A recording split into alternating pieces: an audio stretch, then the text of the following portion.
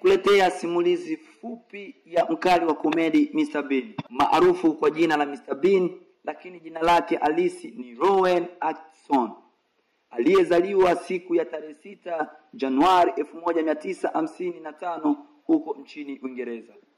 Je, unafahamu kwamba Mr. Bean alisoma shule moja na aliyekuwa waziri mkuu wa Uingereza Bwana Tony Blair? Tena walisoma darasa moja katika shule ya Durham Characters. Mtaalamu Mr. Bean ni mhandisi, akichagua kusomea fani aliyosomea baba yake mzazi, ambayo pia ni engineer. Alihitimu shahada yake ya uzamili katika chuo cha Oxford, Uingereza, lakini hakutaka kwenda kuitumikia fani yake ya uhandisi wa umeme, bali aliamua kuingia kwenye sanaa ya vichekesho. Kabla ya kuitwa Mr. Bean, alikuwa akitumia jina la Mr. White. Baadaye alibadilisha na kuitwa Mr. Cauliflower. Unajua kwamba Mr. Bean ametokea kwenye movie ya James Bond iliyochezwa na Sean Connery inayojulikana kwa jina la Never Say Never Again mwaka wa 1983.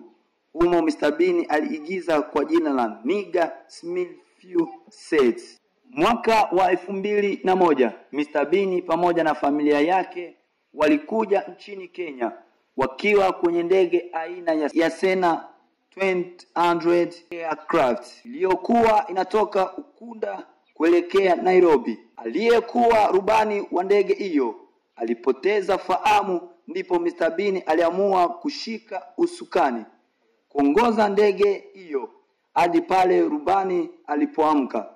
Rubani alipoamka aliendelea kuongoza ndege hadi ilipofika pale Wilson Airport, Nairobi. Hivyo Mr. Bean alifanikiwa kuokoa familia yake pia na maisha yake, japokuwa hakuwahi kuendesha ndege hata siku moja. Yeye na mkewe Sinatra Satra walifunga ndoa mnamo mwaka wa 1990 na kufanikiwa kupata watoto wawili, Benjamin na Lily. Lakini ilipofika mwaka wa 2015, Mr. Bean alitalikiana na mkewe.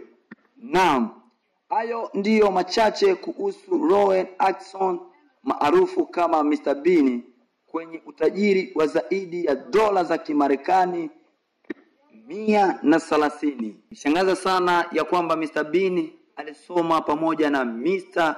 Tony Blair, ambayo mwenzake alichagua fani ya kuwa mwanasiasa na yeye akachagua fani ya kuwa mwana sanaa wa komedi. Hakika ilishangaza sana. Ni kwamba tuombee kwa Mungu fani zao zifanye vyema na ziende zaidi ya vile ilivyokuwa ndoto zao ndani ya maisha yao. Ulikuwa nami kipindi chote ndugu msikilizaji na mtazamaji wa Mawazo Classic TV.